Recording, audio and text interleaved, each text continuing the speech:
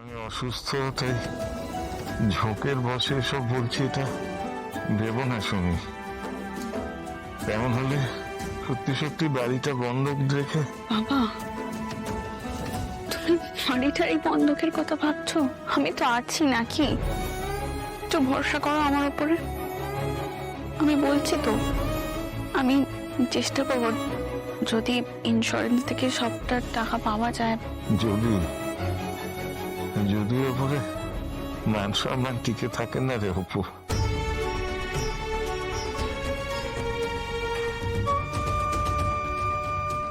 আগের বার কাকাবাবুর সাথে সেভাবে কথা হয়নি বলে মিস বসুর মনটা ভার হয়েছিল। এখন আশা করি কথা বলে অনেকটাই হালকা হবেন। তুমি আর এখন এত কথা বলো না শুধু। অপু, বাবা, আমাদের মান সম্মানহানি হয় এমন কোনো পরিস্থিতি তো তৈরি হবে না। আর তাছাড়া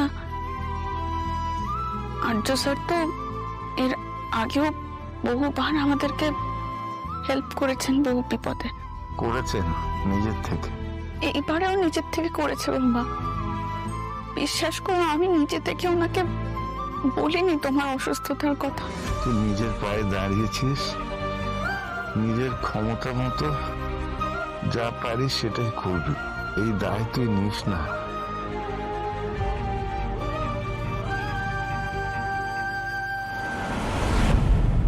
রুম্পা ও অপর্ণার বন্ধু।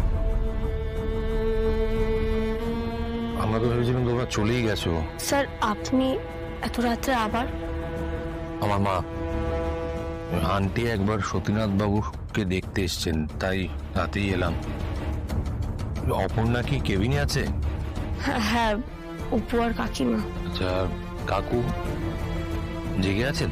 স্যার, আমি ঠিক বলতে পারবো না, মানে আছে হয়তো। আচ্ছা, তাহলে আমার মন বলছে কিছু একটা হয়েছে অপু আর কাকিমার মধ্যে। সেটা স্যারকে নিয়েও হতে পারে। খুনি গেলে। রুম্পা, তুমি কি কোনো কারণে টেনসড?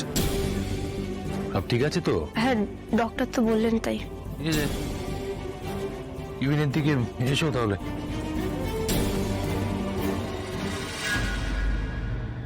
আমি দেখছি বাবা, তোমারও একটা ধাক্কা যখন সবাই মিলে সামলে উঠতে পেরেছি, তখন বাকিটুকু ঠিক সামলাতে পারবো। তুমি এত চিন্তা করো না, ঠিক হয়ে যাবে সব। আমি ভেবেছিলাম কাকাবাবুর সঙ্গে যাওয়ার আগে একবার দেখা করে গেলে আপনাদের মুখে হাসি দেখতে পাবো, কিন্তু এখানে তো দেখছি খুবই সিরিয়াস ব্যাপার নিয়ে আলোচনা হচ্ছে। না না ডাক্তারবাবু, কথা হয়ে গেছে, এবার আমরা যাবো। বলছি, আমাকে কি বলা যায়? তাহলে আমার দিক থেকে কোনো হেল্প করতে